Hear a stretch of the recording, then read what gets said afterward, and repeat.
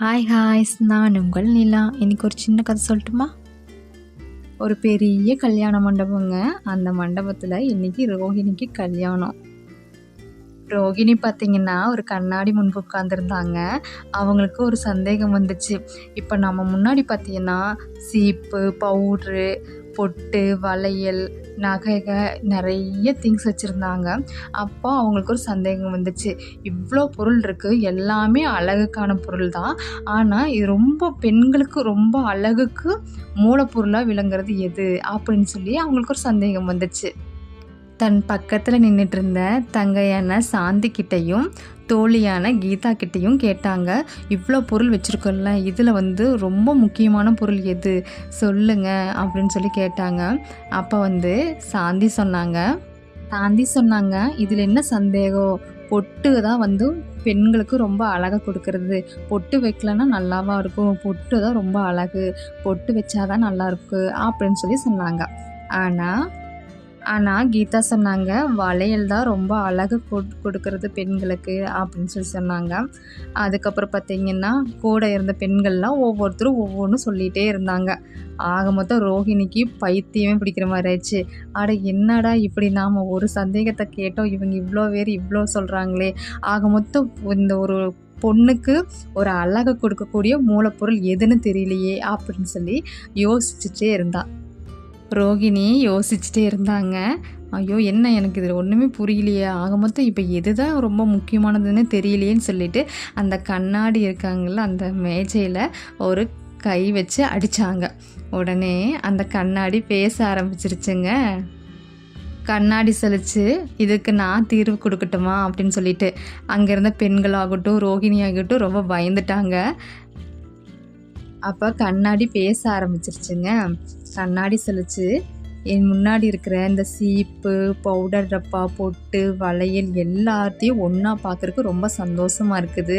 நீங்கள் எல்லாருமே ஒருவருக்கொருவர் ரொம்ப சரிசமமானவங்க தான் என் முன்னாடி நிற்கிறீங்க அப்படின்னு சொல்லி சொன்னது. அதை கேட்ட பொட்டுக்கு ரொம்ப கோபம் வந்துருச்சுங்க.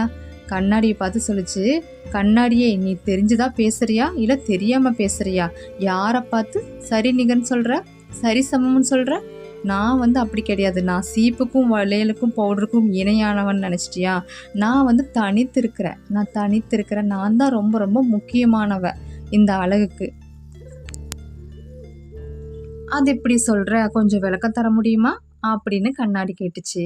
அதற்கு பொட்டு சொல்லிச்சு, ஓ தாராளமாக தரனே. உனக்கு முன்னாடி ஒரு பொண்ணு நிற்கிறான். முதல்ல அவள் பார்த்தீங்கன்னா ஆடை அணிஞ்சு பின்ன சீப்பு எடுத்து தலையை சீவிடுவா, வளையலை போட்டுக்குவா, பவுடரும் போட்டுக்குவா. இத்தனையும் செஞ்சால் அவள் அழகி ஆகிட முடியாது. நெற்றி நடுவே எண்ணெய் வச்சா மட்டும்தான் அவள் அழகாக காட்சி தருவா. அதனால் பெண்களோட அழகுக்கு மூலப்பொருளாக விளங்குவது நான் தான் அப்படின்னு சொல்லி போட்டு சொல்லிச்சு. ஆனால் சீப்பு அமைதியாக தான் இருந்துச்சுங்க. அப்போ உடனே கண்ணாடி சீப்பை பார்த்துட்டு, பொட்டே என்னத்தான் உன்னை பெண்கள் நெத்தியில் வச்சிட்டாலும் அவர்களின் கூந்தல் முடியானது அழகா இல்லைன்னா அவர்கள் அழகாக காட்சியளிக்க மாட்டாங்க. பெண்களுக்கு அழகு கூந்தலில் தான் இருக்குன்னு சொல்லி கவிஞர்களே சொல்லியிருக்காங்க. உனக்கு அதெல்லாம் தெரியுமா அப்படின்னு சொல்லி கேட்டுச்சு அந்த கண்ணாடி. எனவே பெண்களோட கூந்தலை பல வடிவங்களில் அழகாக சீவிர பயன்படுத்தப்படுற இந்த சீப்பு தான் அழகின் மூலப்பொருளாக நான் எடுத்து சொல்லுவேன் அப்படின்னு சொல்லி கண்ணாடி சொல்லுச்சு.